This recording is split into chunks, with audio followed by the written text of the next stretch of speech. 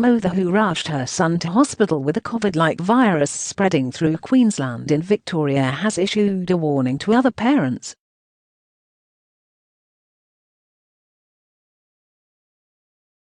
Closila noticed her 3-month-old little boy Marcelo Pitt had developed a small cough, but put it down to sleeping with the air conditioning on at night.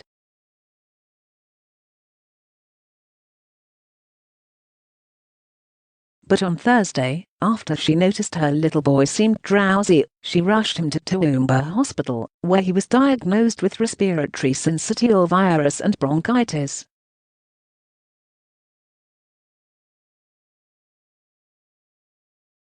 "I noticed he was really drowsy and hadn't really wanted to drink his milk," Marcila told Daily Mail Australia.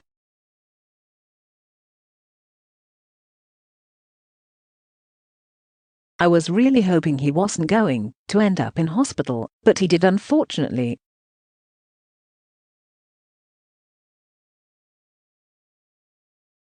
He then got worse very quickly. His eyes went puffy from being so overtired, started wheezing when breathing, runny nose and blocked nose, constant crying and being unsettled.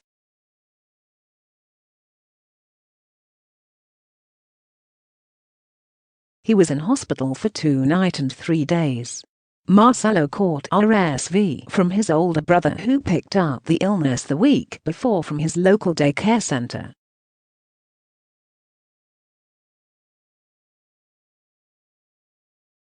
During the early stages of RSV, sufferers' symptoms such as a runny nose, cough, and fever can be mistaken for a common cold.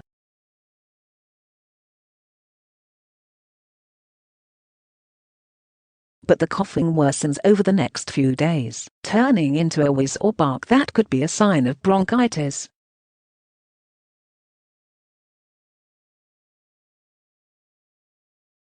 Due to severe dehydration, Marcelo had to be hydrated through tubes going into his nose.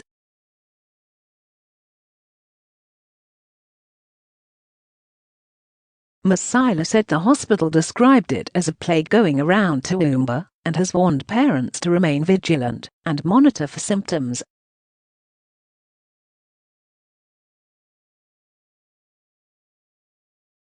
Although the virus is not uncommon, southeast Queensland has joined Victoria in recording a dramatic early season spike in cases of RSV among infants and children.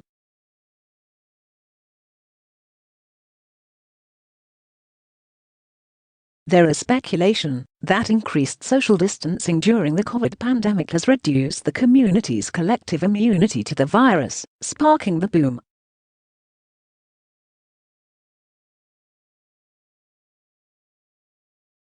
Vanessa and Mark Richards from Warwick in regional Queensland watched helplessly as their son Emmett fought for his life and was airlifted by RACQ lift flight to a private hospital in Toowoomba in early March after the child was diagnosed with respiratory syncytial virus.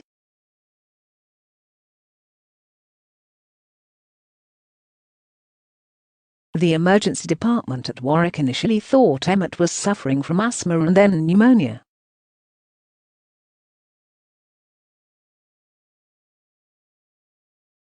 The family was sent home twice, where Emmett's condition worsened as he struggled to breathe and became like jelly in my arms, said Ms. Richards.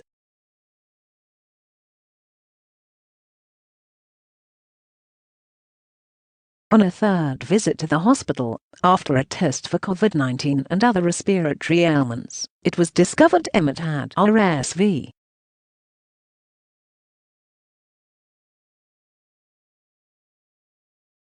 They took one look at him and put him in the resuscitation bay, and he went downhill quite quickly then, said Ms. Richards.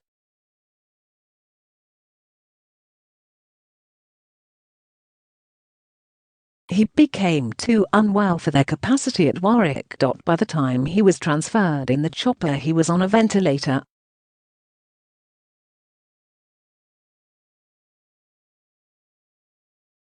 We were met on the ground by paramedics and then a specialist doctor in the ambulance into St. Vincent's, Toowoomba.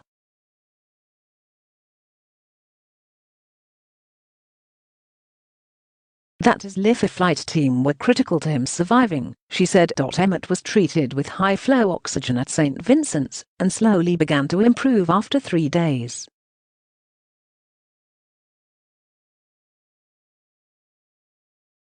If we knew there were sick kids around him, we would have made some different decisions around childcare and worked to limit his exposure, but we didn't know this virus was on the rise at the moment, Ms. Richards said.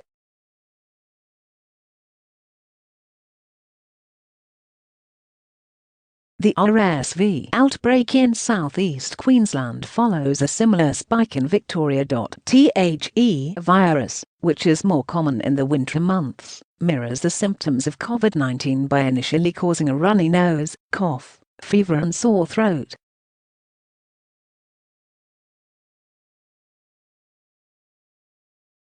In February, Queensland Children's Hospital reported a 55% spike in respiratory cases, including RSV, on top of a 45% increase in January.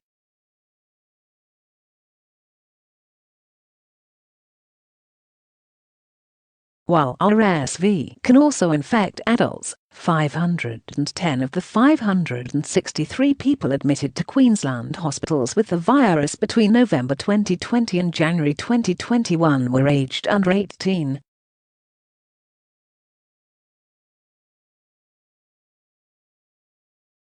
This figure represented a doubling of the number of young people with the virus when compared with the corresponding period last year.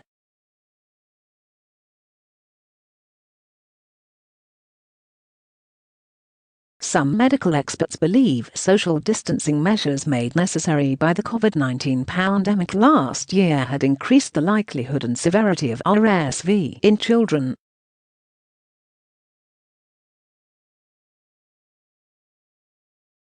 We've now got a larger population that has been immune to RSV, that haven't seen RSV before, so the general population's immunity level is quite low, infectious diseases expert Dr. Hannah Moore told the ABC.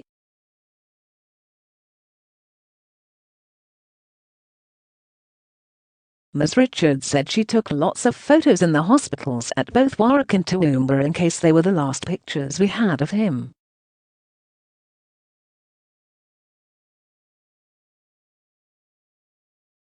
We went through 5 years of IVF to have him, so we're just so grateful he's now doing okay, she said.